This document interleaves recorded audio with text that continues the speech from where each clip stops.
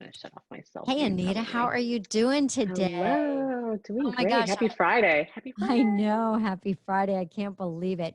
I love your background. Thank you. That is so cool.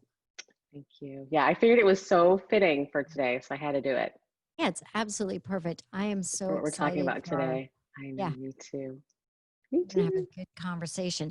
So people are joining on, and Oh, I yay. just have like a couple of logistics that I'll be talking to Perfect. them about. Perfect. Um, because our roundtable was back, and I think Anita, you might have come to a couple of these, I was on them. Yeah, but everybody's on, put their Zoom on, their audio and their video. They could come that's on, and right. now what they need to do is submit questions to us through Q&A as our Right. preference. You can use chat feature if you want to just tell us, hey, we're What doing the well, questions right? are. Yeah, But that's ask us right. questions in Q&A, and we won't really be putting people on the air because guess what, Anita? You and I are going on Sales Globe's YouTube channel. Woohoo. I I know, am so right? excited. I'm so excited that you guys are going to be doing a YouTube channel. That's I fantastic. know. We I got a love it. YouTube channel, a podcast that we're not yet announcing for another week, but the podcast will be announcing. Yeah, nobody knows about the podcast. Mm-mm. So many exciting Yeah, things at once. I love it. I love it. I know. Yeah, it's been exciting stuff that we've really been working on for a while, and finally have got the focus to make it happen. So that's kind of I know. exciting for us. I know, and you've been working hard. I remember when we were in Miami, you were talking about the podcast at that time, I and I love that know. it's like you've been able to take the time to make it awesome. Yep, we're pretty excited writing. Yeah, Oh, me I too. won't tell anybody the name yet. I almost said the name, and my production Me manager, neither. I Oh, can did you look at see you? her Did you over get a there. look? But I got kind of, I heard a comment. I didn't, I'm getting kind of a sideways glance. That's it. Anyway, I know. So, any good plans for the weekend? No, actually not really. Well, I guess we're going to be seeing my parents. We haven't been doing a Oh, lot nice. of, yeah, we haven't been doing a lot of, going anywhere still. Right. But we'll be seeing them. We started, I think Father's Day is when we started to say, okay, we can now actually spend some time with you guys with our masks and Good. everything. So we're going to spend Yeah. some time with them. And my brother has twins that are 18 months old. They're my Oh my favorite. gosh. Ah, I love it. They're my favorite. Because when they're Oh, bad, I can just be like, hey, go to mommy, go to I daddy, right? know. Isn't that the best? I know. It's Yes, so really it's a whole awesome. new dimension. So yeah, so we'll hang out with them. Nothing too exciting, but it'll just be fun, quality time. That's great. Very nice. I'm excited. Yeah, I think that's Chill. wonderful. I know. Yeah, I almost feel like every weekend is almost like Groundhog Day, except Every day you're right. feels We're like it. doing a little bit more, but we're not really doing much either.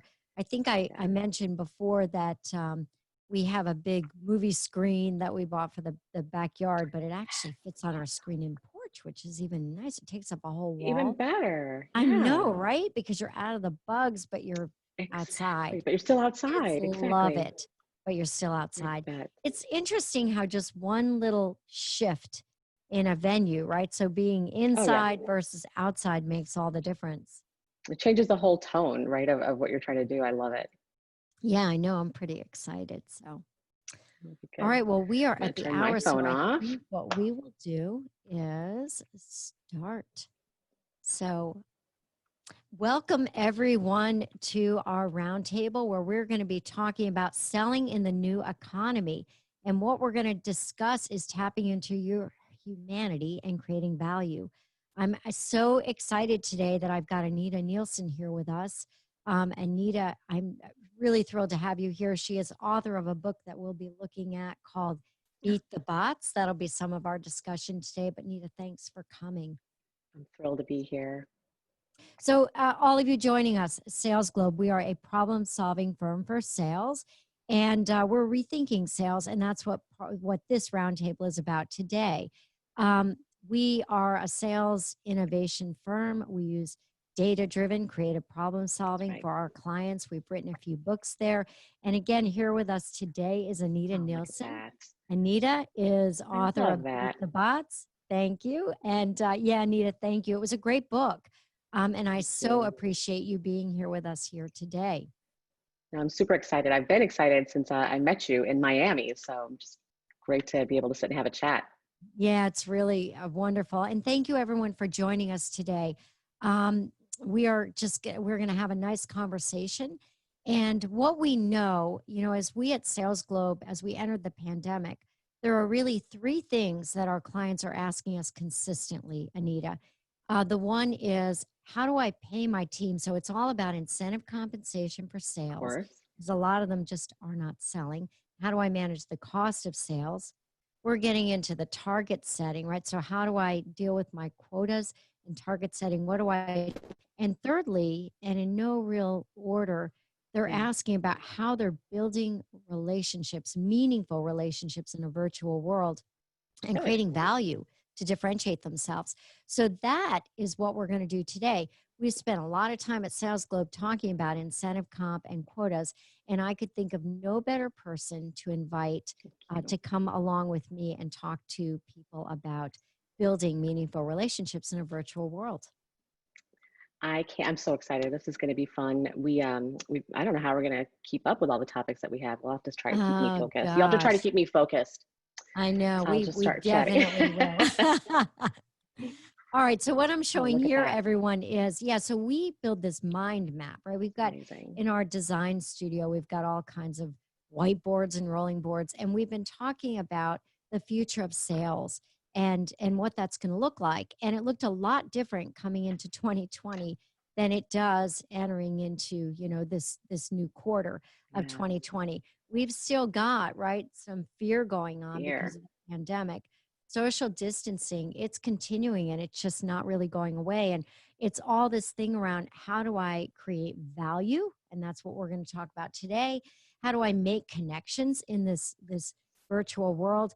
And coming into the pandemic, I think that we all believed it would be fairly short-lived, but with openings and now closings again, and I don't know about you, Anita, but they just made some announcements in Georgia about school closing through the rest of 2020 anyway, and looking at it in 2021. I know. um, we know that things aren't going to change anytime fast, so we need to be prepared.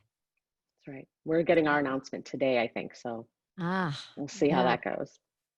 Yeah, I know. It's just a whole new world, and a challenge for us working parents too, Yes, isn't it? exactly. Yeah. So let's shift to building relationships that stick. And there's three big points that you and I discussed we want to share with everyone today. And the first one is this shift from selling to helping. As we started to look at this whole thing, right, I think you and I are of a similar mind that it's not about just selling products, but it's about helping your customers where they are. So, talk to us a little bit about what that means to you and things that you've been consulting your customers on, your clients in sales.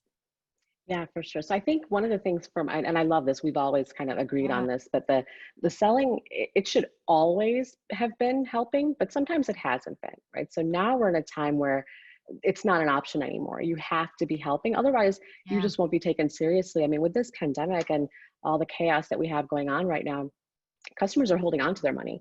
They actually don't want to have many sales conversations. So if you're the person that's in there, basically helping them, giving them some hope, showing them what the future could look like and how you can create value, when the times get a little better and they start to Yep. loosen those purse strings, they will call you. Who they won't Yep. call is the person that's been nagging and annoying and pressuring. So I think that's super Right. Yeah. important. Yeah. Yeah. Yeah, I it's super completely important. So agree with you. help them. And when we're talking about this whole helping, so there's been some stuff that we've been able to find out there. So let's say, I don't know, I am in travel and entertainment and we're selling into that industry, right? So Right. just do a little research on what's going on in that industry, and chances are you've got several clients that are in that the same vertical, call it, that same Yes. industry. So what we're finding is, we have been talking to customers, our customers in different industries, and doing some cross sharing. People really seem to want information, don't That's they? right. Yeah, and you as a salesperson, I think, have a lot of access Yeah. to that. So shifting from selling to helping, it just means that if they're not buying your products and services today, it really does mean trying to understand where your customer is today That's right. and what can you bring to him or her, particularly as they're probably working remotely just like you are, and Yes. everyone's feeling a bit more isolated, aren't they? Right. Yeah, that's exactly it. And kind of going into our next topic. I mean, right now we're in a time Yeah. where People are starved for connection. I mean, we can be on Mm. Zoom all day, but sometimes you still feel hollow, right? If that Zoom interaction wasn't something that you were able to really get Yeah. engaged in. And now more than ever, I think the humanity is so much more important. I was talking to someone the other day and I said, I feel like I've been talking about humanity and using your humanity to help you differentiate for so long. But in the Yes. past, probably 3 or 4 months, I feel like it's an idea whose time has come. And I'm just amazed at how many people are finally catching on and saying, hey, you know what? We're all human. That's the one thing we all have in common right now. And this, all the stuff that's happening in our world, it's impacting everybody. So best to, stick together and keep in mind that the person that you're speaking with, so if you're a salesperson, the person you're speaking with, they're going through something right now. Yes. It could be Yep. big, it could be small, you don't know what it is. So I think approaching people with compassion is so important. And compassion, of course, is a key part of humanity. Empathy has always been important, but I think people need it more. Right. People are starved for it. I think you're right. And, I believe that the push on the virtual communications and what we're doing today and people being at home because of the pandemic. And, before it was phone calls that we would make, right? Now it's almost like everybody expects that you're going to connect on Zoom or you're going to connect That's on right. whatever the platform happens to be that you're using. And so when I think about tapping into humanity, it used to be, think about 6 months ago even, if you were ever on a phone call with a VP or a C level or even a Yes. customer and a dog barked in the background or a kid walked by, right? Yes. It was like, oh my God, nobody was accepting of that. So Right. I believe that if we can pull a few good things out of, there's nothing good about the pandemic, and I will never No. say that there is, but if we No. can look at some spots where we can find some things, tapping into humanity is one thing that I think it's forcing us to do Yes. because now people are more vulnerable. They're at home. They're not necessarily putting their makeup on every day, right? Or they don't Yes. need to be That's right. perfect, but they can be more human. We're So let's human. talk about how that humanity can help a frontline salesperson. Yeah, I love this question. So exactly what you said about in the pandemic, you never know when there's going to be a kid running around or the doorbell's going to ring because you got a delivery. So Yeah. there's something, and historically, people, you kind of just clam up and you're, oh, I'm so sorry, I'm so sorry. Well, now I think we all have permission to say, oh my God, I forgot that was coming today. It just Yeah. has made you more real, and I think you find when you are that real, it gives everyone else permission to be the same. So when you're vulnerable and you're displaying that humanity, others are no longer looking at you as somebody who's a business contact. Now they're looking at you as a person, and you can't differentiate unless you are a human and a person, because a business contact, it's all the same. All the salespeople are trying to do the same thing. They're all trying to sell, but it's who Yeah. you are and what you stand for that makes you different. So I think it's really important. And Zoom has been tough for people. Sales Mhm. professionals have struggled a little bit with it, but I think they're coming along now, and they're seeing that it actually does work. It works really well, as long as you're doing it correctly. Right. So when we think about that and then like creating relationships, I'd like to spend some time on this because Yeah. what we're hearing is that salespeople are really struggling with creating relationships, not only with customers, but with prospects. So I'm Yeah. going to give you an example of something that I did here at Sales Globe. Typically, when we go on site when we meet our clients the first time, we'll have discovery session on site. So even Yes. though a lot of our consulting advisory can be done remotely because we service global customers, so even though a lot of it can be done remotely, we like to have these key meetings on site, and that's really Yes. not happening right now. So just on the spur of the moment, I'm introducing my team to another team, and this happened to be for a global company that sells equipment and tools into the construction industry.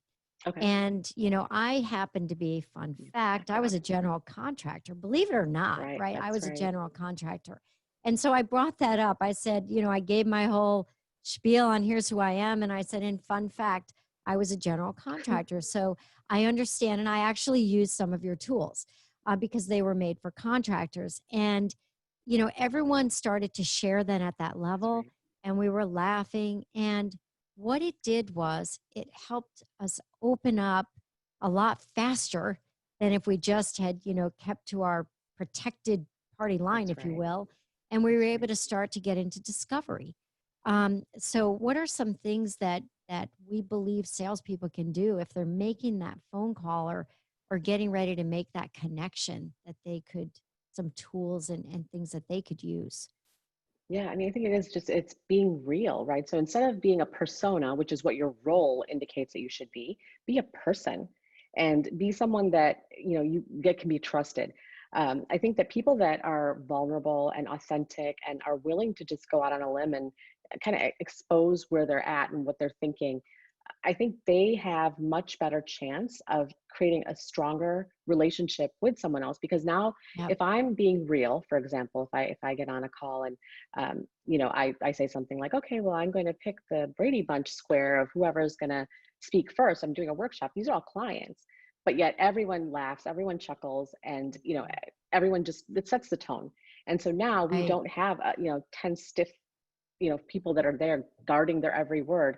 I've given them permission in that one simple thing. I've given them permission now to feel like they can be who they are. I can't Mhm. differentiate unless I know who my customer is, not just that persona, but that person.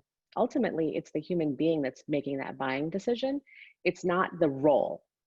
So you have to kind of think of it a little bit differently. And I think that's the most important thing. And for salespeople, just know this. And I have an example in the book, and I like to go back to it. But when Mhm. you are late, for example, God forbid you're late to a meeting and you get on, you could either be like, I'm so sorry, I apologize, I did not mean for that to happen, da da da, like the whole line, right? There's Right. nothing wrong with that. I mean, it's okay.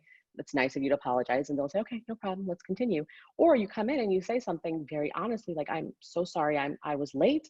I put the address into the maps, and for some reason, the maps did not want to cooperate today.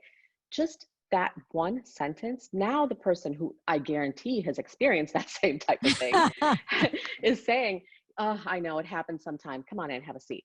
Right. So Yeah. it sets a different tone. And you can't look at that statement as something that's making you less powerful. It's actually making you more powerful because what have you just done? You've taken complete control of the tone of that meeting by doing Yeah. that. So vulnerability is something that gives you power. It's not the other way around, which people assume. Vulnerability gives you power. I think that's a great statement. Now, you brought up, I'm glad you said the A word, as in authenticity, Yeah. because, I was listening to a podcast that I listened to, and the speaker, they were talking to Hank Green, and Hank Green said, authenticity, I don't even really know what that means. And everybody says it's like we throw that word around, right? And everybody says you must be authentic. But, and I don't know that everybody really understands what it does mean. What does it mean to you, Anita? Yeah, and I love this word I have a love-hate relationship with the word Yeah, me authenticity. too. I hate that it's used all the time, but I also know that it's the exact right word to advocate what I like to tell people. So authenticity is basically, like I was saying before, who you are, right? It's who you are without all of the added defenses or added um, just images that you've had put on you by your role, or not even necessarily a work role, by a role within a family or somewhere else in society. So authenticity is when you're being true to who you are in Yeah. all of your interactions. And I joke about it, but it's pretty true. When I do, roundtables or webinars and everything, I often get emails that say, thank you for, being so authentic and so real. And it makes me happy, but it makes me sad in some ways. Like, what are people out there doing that they're out there? I mean, are they just reading slides or what? But people really value that, especially I think for me, salespeople, because sales professionals don't have time for BS, right? They are ready to get stuff done. They want to learn, they want to move forward. If I'm real and I show them that I'm somebody who cares about them and I've been in their shoes, I have a much better chance of getting them to change their behavior, even influencing them in any way. I read something recently, and it was Harvard Business School, and they were talking about products, and they basically said that features drive interest, and it's That's right. benefits that drive sales. And I started thinking about it, and I immediately made the connection of, well, gosh, my salesperson is really a benefit. And how do I become a benefit to my customer? I'm certainly not a feature, and I'm certainly not an extra, right? And everyone talks about building trusted advisor status, which means Right. so many different things across companies now, Another one. and really building meaningful relationships. So let's spend a minute talking about how I think it would be fun to talk about how a sales rep can become that benefit to a customer. Yeah, I love this question because Yeah. it's something I'm so passionate about. So, what I tell sales professionals is that who they are, what they stand for, and how they make that matter for their customer is the single point of differentiation we have left, Mm, period. Companies can copy products. Companies can copy company things like, oh, we're the customer support that has raving fans, or 5 minutes later, someone's going to say we're the customer support that has relentless customer service. That's always going to happen, right? So products commoditized, it happens all the time. But the one yeah. thing no one can copy, who you are. You're human. There's only one. And so I think people don't appreciate the value of that as much. And it really is. I mean, who I am, what I stand for, how much I care, and how I show that I care. That is what will differentiate me. And ultimately, if I'm doing it right and being genuine about it, I've got a customer for life at that point, right? It's not someone who's just it's going to be beyond the deal because we've connected on a different level aside from that benefit. And just on that question about the future and benefit, if I look at it that way, if I wanted to think about how that article was written, benefit to me is translating those features and the benefits and making them making them in the context of where that customer's at. So not what's on the brochure, not what is on your website, but very real. How is this going to impact that customer, and not just the customer and their role or the company, but that human being. Now you have to get to the point where you know those things, but that's where salespeople make the difference, all the difference in the world. And it's the one thing that can't be, as we like to say here at Sales Club, AI'd or offshored. Exactly right. The ability to be able to create that level of differentiation. Right. So when we get back to the concept of bots, right, which is Yep. really the same, I thought it was such an interesting parallel that we're talking about how we connect in a virtual world and create differentiation and value. And Right. it's really the same as, how do I differentiate myself from a bot, right? It's the parallels I find Same. really something else. So let's move on to a little bit of how. So we talked a little bit about how you can build relationships that stick. And to really summarize that, we're saying just be human, have conversations that are That's right. meaningful, right? Like just don't be yourself and don't be as guarded, and go beyond the playbook, right? I mean, it's really about, I believe, going beyond the playbook. So Making now it that matter. right, right. We want to just like make it matter. The other thing is when we talk about people becoming a benefit, and this is part of the how, I think it could be understanding and how we can solve the challenge for that buyer, Yes. right? So that really, I think, is a good segue to our next piece, which is Yes. Yes. Yes. Yes. building value creation, right, in a Yes. virtual and digital world. And I broke this down. I wanted to talk about, I you like and I this. discussed 4 areas, right? We Yes. wanted Yes. to talk to everybody about. And one comes through, 2 of these are directly from your book, and this Yay. concept of personalized values. So let's have a conversation about what that is, Yeah. Anita. Yeah. So personalized value, I was starting to allude to it a little bit before, but if the Mhm. example I like to give for personalized value is a toothbrush, for example, right? So if you have a Yeah. toothbrush, let's say Oral-B comes out with their electronic toothbrush, and it's huge. I mean, it's a huge innovation. People want it. It's wonderful.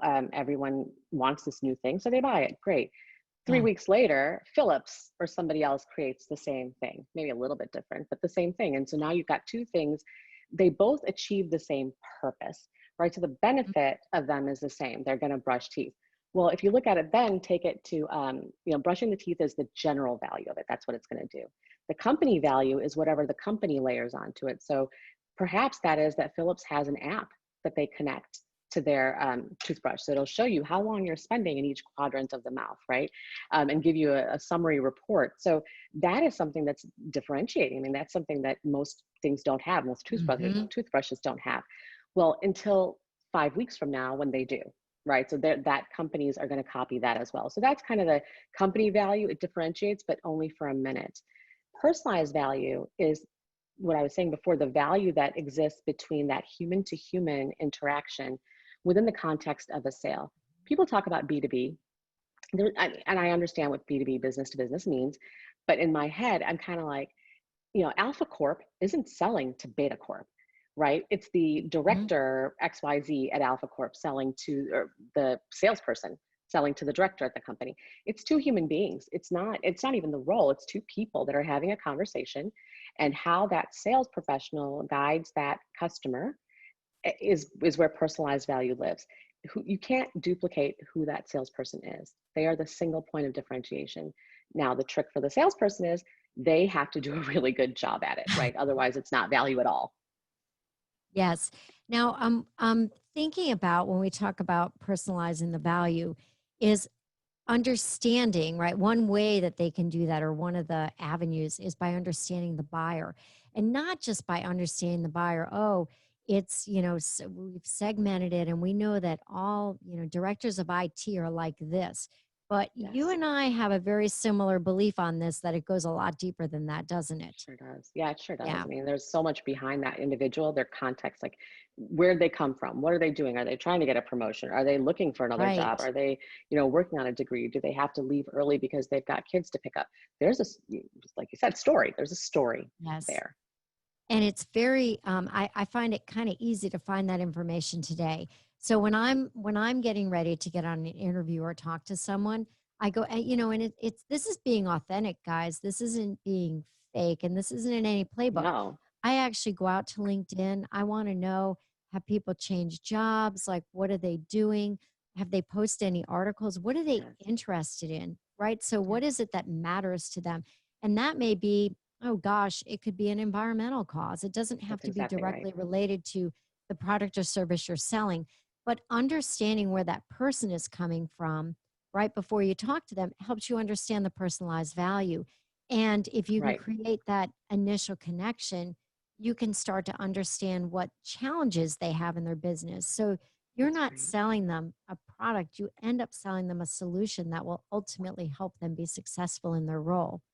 Yeah, right. And what they care Yeah. about is the outcome, right? Or the result of whatever that product is going to Yeah. do. And it's so important. I feel like people lose sight of that, right? When you're in a deal and you've got your sales process and you've got your sales methodology and you've got your buyer persona and all these things, there's so much script there. And I think a lot of Yeah. leaders encourage people to use a script. Yeah. The challenge is the script is just that, it's a script. It didn't come from a place of good intent or a place of wanting to serve that customer.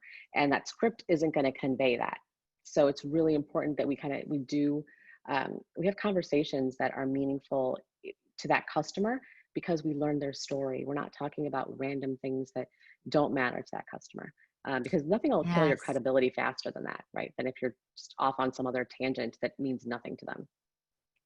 We got this process that we use, and we use it internally when we're solving for challenges, big Yes, challenges in sales for our clients. And we also coach sales leaders on this, which is around understanding the story. right, And, right, getting to that. And you and I have discussed that. We also, you and I have a lot of parallel thinking. But understanding the story is really getting beyond just my product and service and the that's right. features of that product, but why is it that someone wants the product? And one of the things that you talk about, and that we believe, is you ask these open-ended questions, right? And Yes. explain and talk a little bit about what an open-ended question can do for you, contrasted with just a statement. Yeah, no, this is a good question. So when we're in sales, right, we're taught any salesperson worth their salt has been an onboarding plan that said, don't Mhm. ask closed-ended questions. You don't want just a yes or no. You want to ask an open-ended question so that they give you a better answer. And that's great. I totally buy that. I think it's important. But what I advocate is something I like to call a high impact question. And Mhm. these high impact questions are very powerful because the way that you ask them, they enable the emotion to seep into the conversation as opposed to just the facts and the logical information that they need. I'll give you an example because I know that's kind of nebulous the way I said it, but if I'm a sales professional and Okay. I go in to speak with a customer, and it's one of the early meetings, and I say, okay, well, who reports to you? It's a good question. I mean, I want to know who reports to them, right? So they might tell me, these are the people, this is a role. I'll write it all down. Great, good job. You got the information. You check the box. Next. However, if you're the salesperson and you go in and you talk to that customer and you say, help me understand your org structure. Hmm. Now you've opened it up. way bigger than what it would have been with the other way. So it's like a open-ended question on steroids almost, right? Here's what happens, I found, and time and again. So that person will tell you, maybe they'll tell you about their reports, but what they might tell you is, oh, well, I report into the CIO, and the CIO is new to the company, and he brought some people, my peers are XYZ, and this Z, he brought her over from his other company. So they already have a good relationship. And I'm over here, and this is one of my peers that we work together. I mean, they're giving you all that emotional gold or Wow. that insight into them. Now I know that there's a little bit of a chip on the shoulder of this person that I'm talking Mm, to, right? They're a little bit concerned that somebody that came in from the outside is outshining them.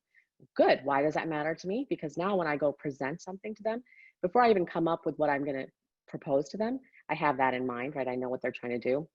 And then when I go to present it, I position it in that way. Like, this is going to help you show your value back to your company. And your new CIO, they need to understand what you're made of, and this is how that's going to do that.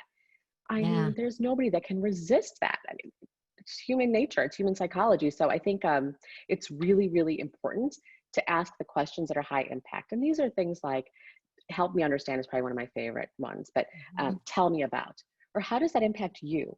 So the kinds of things that'll allow the emotions to seep in. And I only half joke about this, but I like to say that these are questions that a shrink would be jealous of, right? Like a psychologist, because that's what therapists and psychologists do. They are, emotions is their currency. So they're trying Yeah. to pull those emotions out of their clients or their patients so that they can then figure out what their diagnosis is and how they need to Mhm. address it. Similarly, as sales professionals, we have to understand where that person is, emotionally, logically in that role, and then be able to prescribe what we think is the best thing for them. That makes so much sense. And one of the other things that I like to go along that line of questioning as well when I'm working with our clients. And Yes. then I always like to ask at that discovery meeting is, what does great look like or success look like? So Love if it. we go a year from now from our engagement that we're on, like, what do you want the outcome to be? So Love it. even asking them about that kind of helps you understand. It helps us understand really what are some of the What you're key after. challenges they're having and what they're after that they might not have told you, just by saying, what are your biggest challenges, right? So Yeah. I love the idea of the discovery, and that helps us move on to I loved this particular part of your book, and you talk about the rider, the elephant, and path. And so why don't you explain to everyone what that means, and then we'll have a good conversation about that. Yeah, for sure. This is a hard one to explain, but I'm gonna do my best. So there is a social psychologist named Jonathan Haidt. He came up with this metaphor, a rider, elephant, and path, for change, for getting a human to make a change. Well, I looked at this metaphor. I said, hey, this really applies to sales. So what's the metaphor?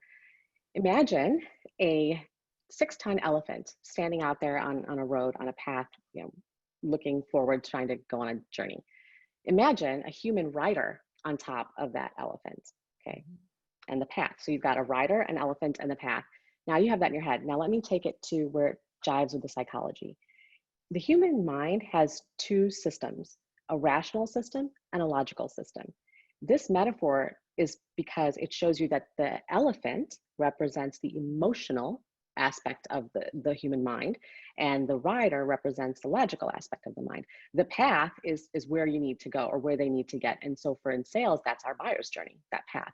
So what the value is to salespeople of this is, okay, when I'm thinking about this rider and elephant, emotion, elephant, rider, logic, if there's a disagreement between the elephant and the rider, right, in terms of do we go this direction, how long, etc., Mhm. who's going to win?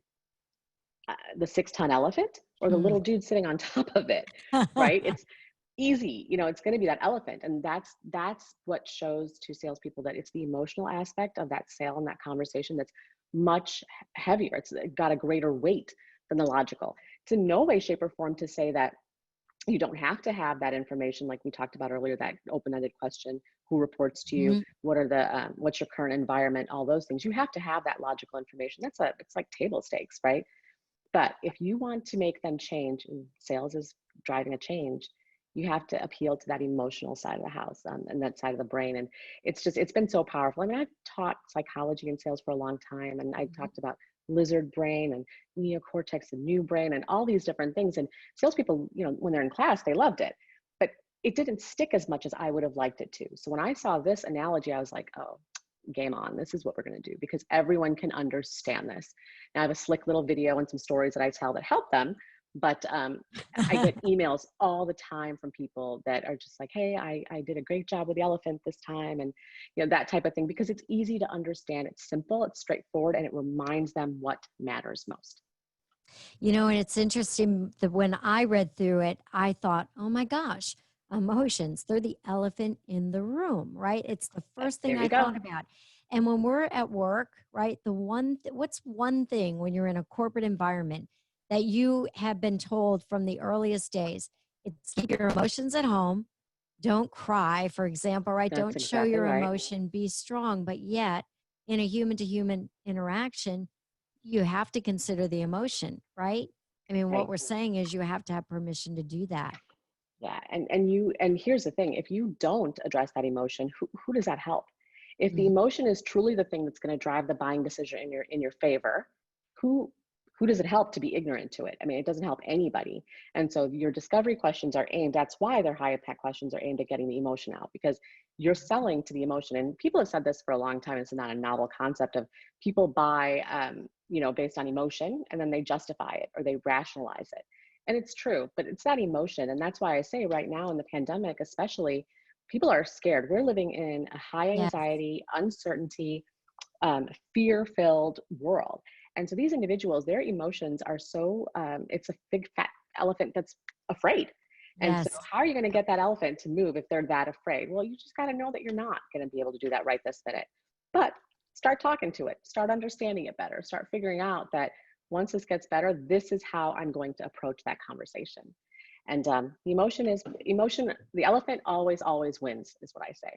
And the The elephant in the elephant room, always wins. Mm. yeah, I love that you thought of that. The elephant in the room, if it's the big fat emotion or that big hot topic Yeah. or that button, if you're ignoring it, you're going to leave that meeting or that conversation having done nothing better than you did when you came in there. You have to hit it head on. Now there's an art to it, and making sure you're respectful and those types of things, but do yourself a favor. Don't act like that emotion doesn't exist, because that is what will end up determining whether you win or lose. So, Anita, I am let's say a hard line. I've been selling for 20 years. I am at the top of my game. I am a top seller. Now I am on the road all the time, right? Mm. Now all of a sudden I'm home like everybody else. I'm getting a bit of Zoom fatigue. You know that. Mm. You know this. You and I have discussed this. We're starting to get a lot of calls from sales management and leaders like, gosh, how do I keep my team motivated because they're Motivated. getting a little burned out, right? So I'm used to being face to face. That's what excites me. It's what I live for every day, getting that sale, getting out there, making those connections. Yeah. Where and how does that person start on this journey?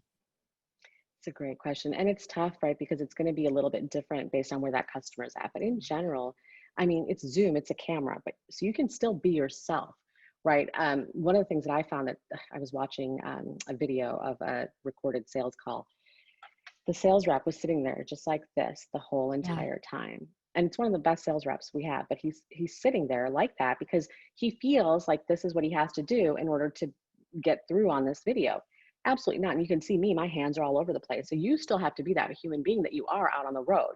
No, you're not playing golf right now, or you're not having a steak dinner, but you can still have that conversation. And it's amazing because your personality still can come through within. And it's your words that you use, it's the facial expressions, it's all of those things. And you have to, I mean, you don't have a choice right now. You have to try.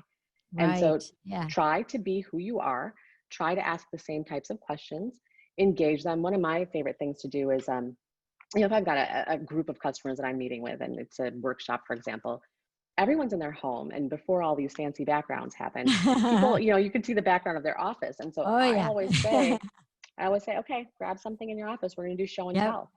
So that's our introduction. Oh, So I show and love tell. that. Yeah, so everyone Very has to go cool. around and say, okay, I'm so and so, this is my role, and this is the baseball that was signed by so and so and so and so. And that is just so powerful because now everyone has had to look at everyone else in a different light as a human being who has a life and is, not just this role. completely sets the stage for different real conversation, and a conversation that can differentiate. I mean, there's not a lot of people that are doing that. Most people don't get on calls and ask for a show and tell session, but Wow. that's what No, I I do. think that's super cool. Yeah. So if you were in my office, I would show you this marble elephant that I got in I India. know. I saw that the other Yeah. day. I was like, Yeah, yes, I I love it. know, right? It's so Loved it. funny.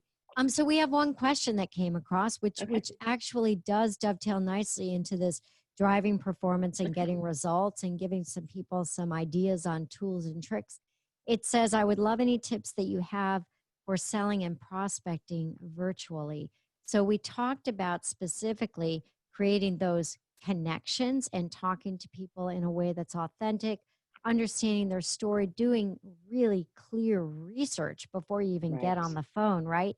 But you and I did talk about when you're prospecting, how you can tailor messaging and what is it that can differentiate you as you're in the prospecting world and get you that call back. So let's discuss a little bit of that. Yeah. Yeah, I think for prospecting, I mean, it's not that much different than it was before. But you, like you said, you do your research, you Hmm. understand, and you don't just go to LinkedIn and look at three different things and think that you've done your research. It's not how it works. You have to look at that customer. You have to look at LinkedIn. You look at their entire social footprint. Go look at Glassdoor to see what that company is about. Oh, Do great thorough idea. research. Yeah, and I mean, that's one of my favorite things to do because it gives me some insight into what context they're sitting in. I mean, of course, there's a lot of disgruntled people on there, but it's good intel to have.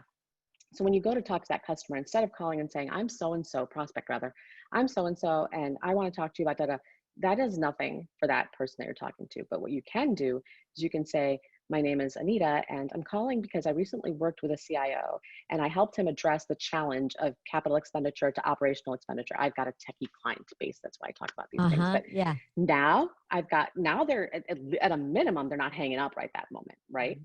And then you go from there. And then as soon as you've gotten that out and they've said, oh, now you say, my company is this, and this is what we did.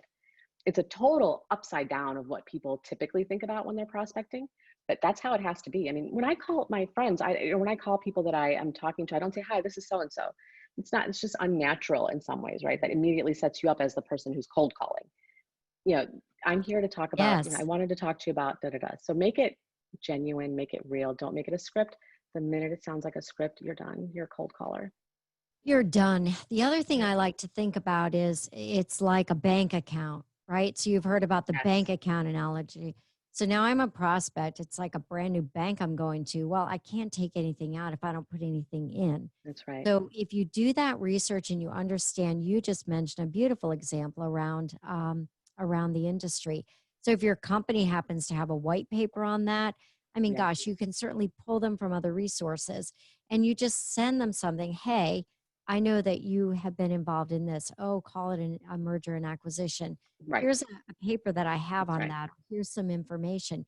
You're not selling them anything at all, are you? No, and you can say, say the white paper, and I would even add on to Mhm. that. And I would say something like, this is a white paper that a lot of my customers have been using, and Yeah, there they you are go. all facing this. And so then that way now they're like, huh, this person might know something about me. So exactly what you're Mhm. saying, make a deposit.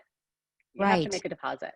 You got to make those Yeah. deposits. So, the best advice that we could give you for prospecting isn't just to sell, but send something of value. Value. And something of value could be a piece of a blog or something that you've seen out there. It doesn't have to be something you've created. That's Chances right. are your company has a wealth of information, but it can be something you get from somewhere else. But include that. And there was something else that we did that worked beautifully with one of our clients, Anita. We were trying to figure out, and this particular client is in sports apparel and equipment, and their Okay. sellers, a lot of them they had athletic backgrounds.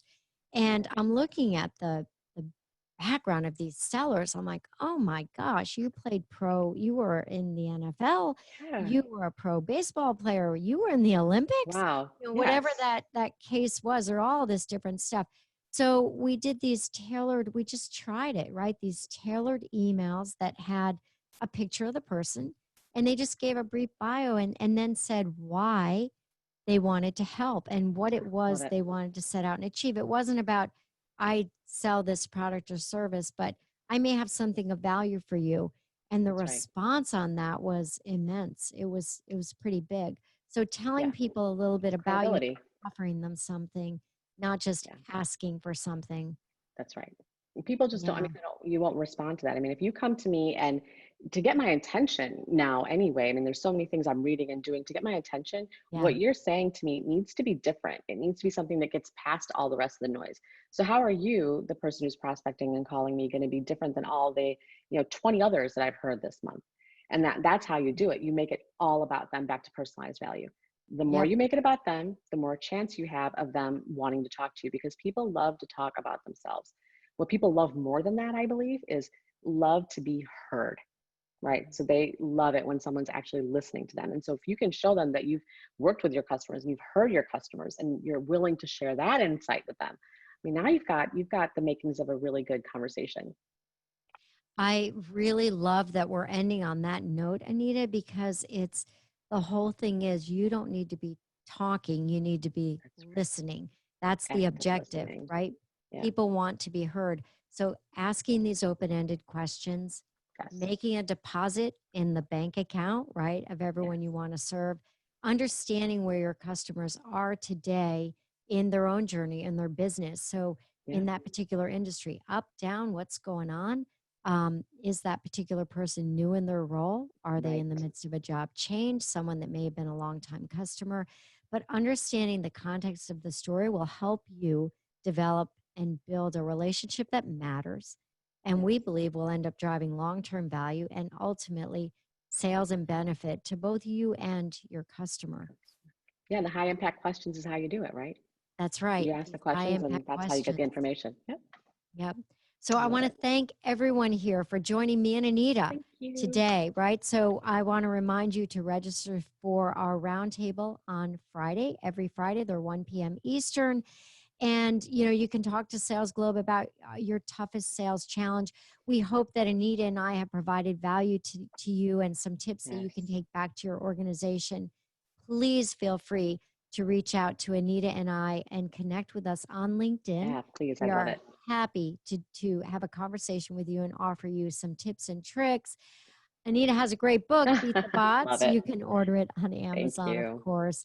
And please subscribe to our YouTube channel. This Yeah, is going to be available to you on YouTube. I'm so excited. me So we too. hope this was of value. Please send it on to others and everyone have a fantastic weekend. Yes. Thank Have you a great so weekend. much. Thanks for having me, Michelle. Thank you. Thank you.